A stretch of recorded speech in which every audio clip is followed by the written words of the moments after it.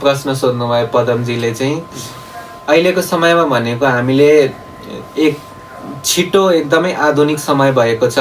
हामीलाई जे कुराको पनि तुरुन्तै रिजल्ट चाहिन्छ। त्यही भएर हामीले अब बिपी सुगर जस्ता समस्याहरूमा पनि धेरै औषधि खाने र त्यो औषधि खाँदा खाँदै पछि गएर पछिल्लो समयमा डोज बढाउँदै जाने हुन्छ र हामीले लाइफस्टाइल सुधार्नुभन्दा बेसी मेडिसिनलाई थप्दै जाँदै गर्छौँ। त्यसको चाहिँ दीर्घकालीन इफेक्टहरू चाहिँ एकदमै नराम्रो हुन्छ। जस्तो हामीले अहिले धेरै रिसर्चहरूले पनि देखाएको छ कि हामीले अनावश्यक रूपमा औषधिहरूको प्रयोग गर्नु हुँदैन।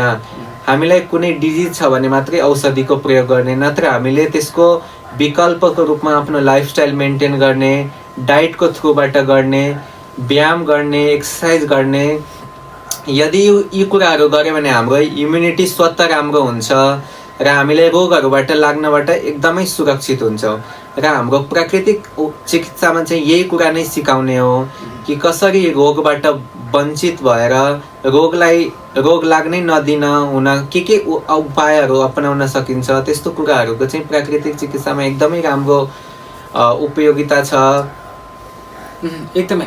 जस्तो डाक्टर साहब तपाईँले भन्नुभयो यो औषधि प्रयोग गरेपछि दीर्घकालीन इफेक्ट हुन्छ र प्राकृतिक चिकित्साबाट उपचार गर्यो भने चाहिँ हामी हेल्दी हुन्छ। हजुर, त्यो भन्न खोज्नुहुन्छ है।